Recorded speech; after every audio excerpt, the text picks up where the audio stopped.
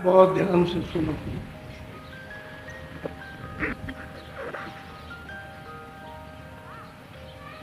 इसमें जो खेल है मनुष्य शरीर में, वो तो सूरत का खेल है।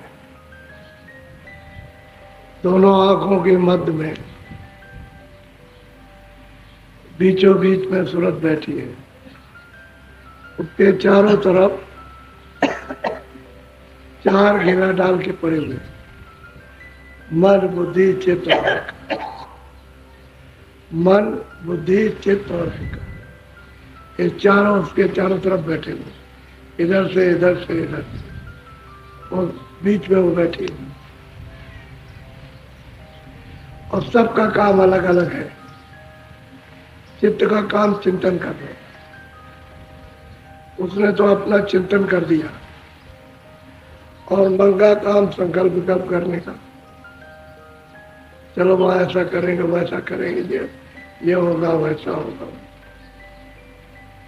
जैसे चिंतन किया कि किसी के घर में माल रखा है, चोरी करना, तो मन संकल्प विकल्प करेगा कि किधर से जाए, किस तरफ से जाए, आगे से जाए कि दीवार काटे कि खिड़की काट डाले, क्या करे, इधर से आदमी आ जाए उधर से आ जाए। ये काम है बुद्धि का। तो बुद्धि सलाह देगी कि देखो भाई ऐसा अगर जाओगे और कोई जाग गया और उसने पकड़ लिया तो बहुत मारेगा, हाथ पैर तोड़ेगा। कोई सरकारी कर्मचारी आ गया तो पकड़ लेगा तो जेल जाओगे। तो अहंकार कर रहा है, कुछ नहीं, कोई नहीं, वहां कुछ नहीं, बस अंधेरा छा गया। चित्त ने अपना काम किया, मन ने संकल्प प्रकट किया, बुद्धि ने निश्चय निश्चय, अहंकार ने दीवार लगा दी, दीवार लगा दी, क्या कुछ नहीं, क्या होता है। तो चले गए वहां। जब गांव वालों ने घेर लिया और जब पिटाई हुई उनकी, तो बुद्धि कहते भाई मैंने तो कहा था कि कोई पकड़ लेगा, मारेगा, पीटेगा, तो बड़ी बेइज्जती होगी, अब क्या करें। अहंकार ने दीवार लगा दी। ये चार चीजें हैं, मन बुद्धि चित्त और अहंकार। ये चारों तुम सूरत के साथ बैठे हैं। अच्छा, अगर सूरत की धार हृदय चक्र में, इंद्रिय द्वार में, नाभि कमल में, हृदय में और कंठ में, ये सूरत की धार यानी प्रकाश नीचे उतर के फैली हुई है, उसका प्रकाश। तो अब इनका काम क्या है, मन बुद्धि चित्त का, कि उसी धार के नीचे उतर जाते हैं और इंद्रियों के दरवाजे में बैठ जाते हैं और सब विषयों का रस लेंगे। अब ये इसके आदि हो गए। और इंद्रिया जो है उस सामने जो चीज होती है उसकी आदि हो गई। तो इंद्रिया उसको नहीं छोड़ती कि हम तो देखेंगे, कानों से सुनेंगे, हम ये करेंगे वो करेंगे। तो इंद्रियों के दरवाजों पर बंद रहता है, उसका रहता है रस, वो छड़े। जैसे थोड़ी सी ठंडक आई, क्षणिक क्षणिक से भी क्षणिक है, और फिर कहता है कि अच्छा मिल जाएगा, मिलेगा मिलेगा, फिर किया, फिर किया, क्योंकि यहाँ रस तो है नहीं। रस तो सूरत ने आनंद तो छोड़ दिया, वो तो शब्द की धार के साथ आनंद उसने छोड़ दिया।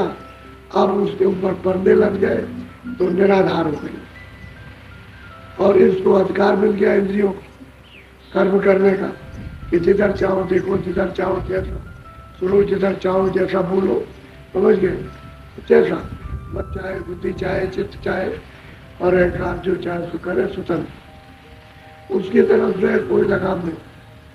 तो इससे ये हुआ कि आपके ऊपर कर्मों के गंदे गंदे पर्दे जमा हो गए। आप मतलब यह है कि क्या करें, अब उन पर्दों के कारण ये सब परेशानी है, दुख की है, सत्य है, बात की है, पीठ की है, गाली है, गलौज है, अमीर है, गरीब है, पढ़ा लिखा अनपढ़ है, ये सब उसी की वजह से ये सब तकलीफ हो गई। कर्म अगर करना बंद हो जाए तो तकलीफ सब। और वो जानता नहीं है कर्म की गति बड़ी गहन है, सिर्फ इसको महात्मा जानते हो, तो महात्मा मिलते नहीं जाने वाले, बड़ा मुश्किल तो ये है। अब यह है कि जब आपको ये बताया जाता है कि भाई सूरत दोनों आंखों के ऊपर बैठी हुई है दरवाजे पर। ये जो शरीर का नाका है, ये इसका नाका है, इधर शरीर है और ऊपर में स्वर्ग वैकुंठ। तो दोनों के बीच में सूरत बैठी है।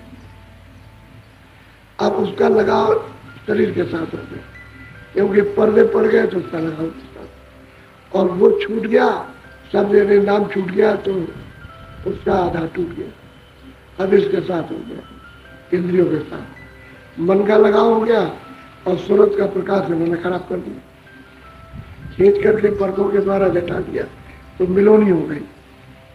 तो सूरत जो चेतन थी वो जड़ में फंस गई, अब अपने आप में छूट सकती है।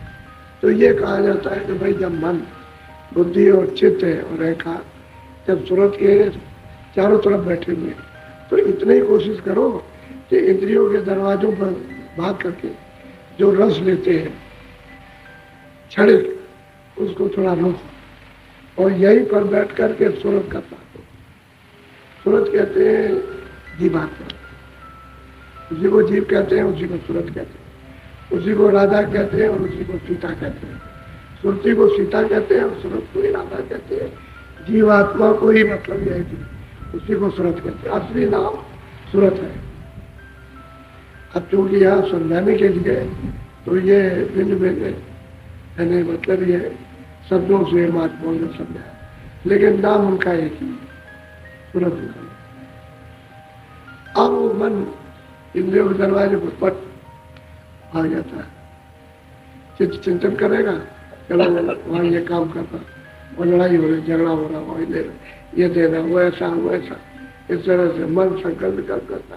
अच्छा देख लेंगे, डंडे चलाएंगे तो बुद्धि निश्चय न जाने क्यों होंगे, डंडे क्यों चलाओगे, मारपीट क्यों करते हो, ये ठीक बात नहीं है। तो अहंकार अगर नहीं, इन चारों का काम एक अलग अलग एक ही है, अपना अपना काम का जो नशा दिखाते ताकत।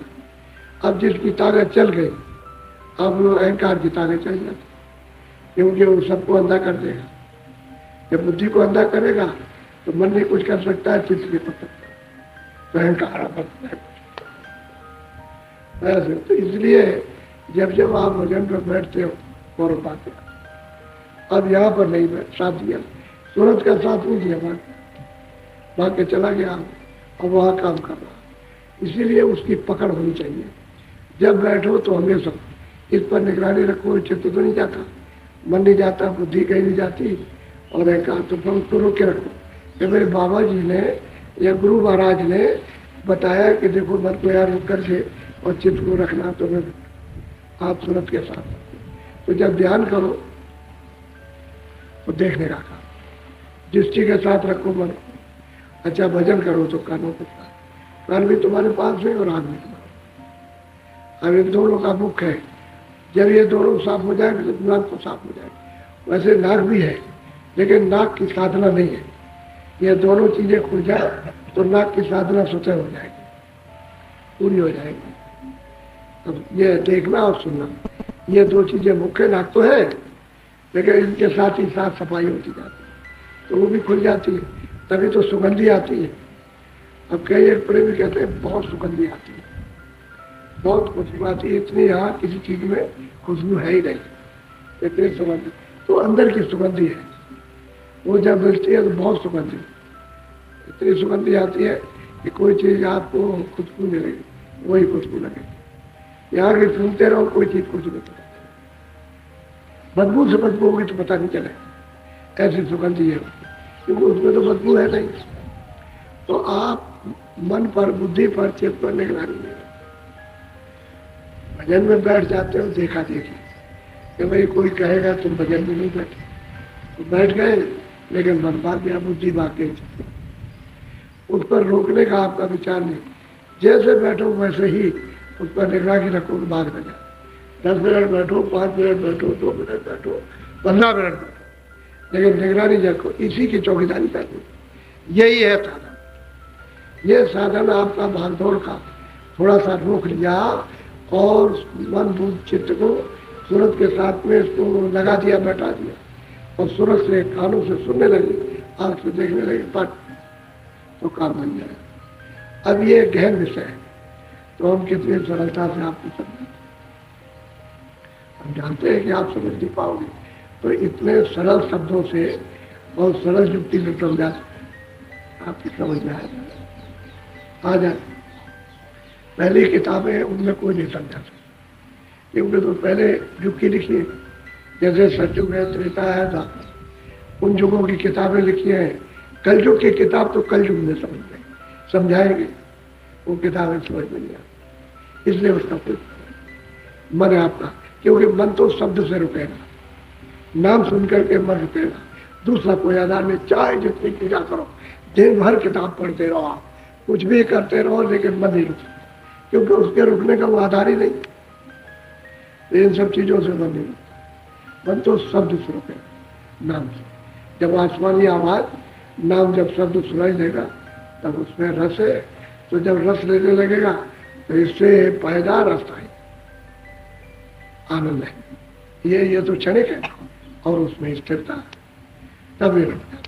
तो आदत के बस होके फिर भी जुग जुग की आदत पड़ी है भागने की, तो फिर भी आप उतना आनंद लेते हुए भागते। उसमें निगरानी तो धीरे धीरे जब अस्थाई इसका जब जमा हो जाता है सूरत और मन के साथ में, तो सूरत में आ जाती है ताकत, शक्ति आ जाती है। उसको जब ज्ञान होता है तो बुद्धि उसके सामने कुछ नहीं कर सकती। बुद्धि भी निर्मल हो जाएगी, मन भी निर्मल, चित्त भी निर्मल हो जाएगा, अहंकार भी, इनका साथ दे दें। अब ये आप जब भजन करते हो, ध्यान या सुमरन करते हो, बनवाना चाहिए। तो सुमरन तो आप मन नहीं रहेगा तो कौन करेगा? मन बुद्धि चित्त को साफ करने के लिए तो सुमरन होता है, और सूरत को साफ करने के लिए भजन। तो आप दोनों में से एक भी काम नहीं करते, न मन साफ करने का बुद्धि चित्त सुमरन करते हो, और न आप सूरत को साफ करने का शब्द सुनते हो, तो दोनों में से एक भी काम नहीं। तो कुछ बनेगा कहते थोड़ा किया करो। अब जिन जिन सुरतों ने अपने महापुरुषों के पास रह करके उनके सत्संग सुन के आदेश का पालन करके, और जैसा जैसा बताया वैसा मन बुद्धि चित्त को रख करके, और जब उन्होंने भजन किया और जो जो प्राप्त किया वो सुनाते। ये तो कलयुग में किया, सतयुग का तो है नहीं।